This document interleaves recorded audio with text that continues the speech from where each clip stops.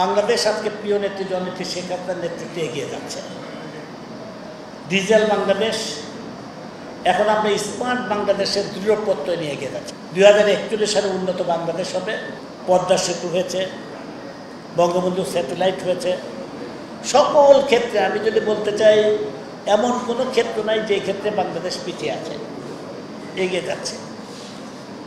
অনেক বাধা, আমাদের উন্নয়নের ক্ষেত্রে সবচেয়ে বড় বাধা প্রতিবন্ধকতা সৃষ্টি করে ওই অপশক্তি 71-এর ঘাতকদের দল বিএনপি জামাত।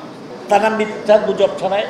সরকারের বিরুদ্ধে তাদের অবস্থান না, তাদের অবস্থান সরকারের বিরুদ্ধে অবস্থানের পাশাপাশি তারা দেশের বিরুদ্ধে তারা অবস্থান গ্রহণ করে।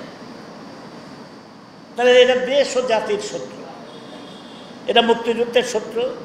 মুক্তিযুদ্ধের চেতনাকে বিশ্বাস করে না, মুক্তিযুদ্ধের মূল্যবোধকে তারা বিশ্বাস করে না, অসাম্প্রদায়িক বাংলাদেশকে তারা বিশ্বাস করে না।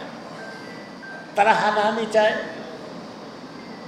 ঝগড়া ফ্যাসাদ চায়, বাংলাদেশের উন্নয়নকে স্থবির করে দিতে চায় এবং আবার আমাদেরকে পেছনের দিকে নিয়ে যেতে চায় এই অপশক্তির বিএনপি জামাত। মুক্তিযুদ্ধের চেতনাকে, মূল্যবোধকে হত্যা করার জন্য জিয়া রহমান জাতির জনক বঙ্গবন্ধুকে হত্যা করেছে আইএসএফ প্রেসক্রিপশন অনুযায়ী। এবং এখনও কিন্তু বিএনপি সেই দল, যেই দলটি আইএসএফ প্রেসক্রিপশন অনুযায়ী জিয়া রহমান যে দলটির জন্ম দিয়েছে, একই কায়দায় কিন্তু তারা চলছে। এখনও তারা আমাদেরকে প্রত্যেক সময়ই বিভিন্ন সময় বাংলাদেশকে মানুষকে ওই অতীতের মতোই, অতীতে পাকিস্তানি কায়দায় ভারত জুজুর ভয় দেখায়।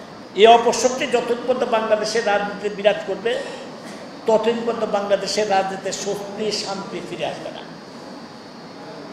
এরা হানাহানি করতেই থাকবে। এরা গণতন্ত্রে বিশ্বাস করে বলে নির্বাচনে আসে না।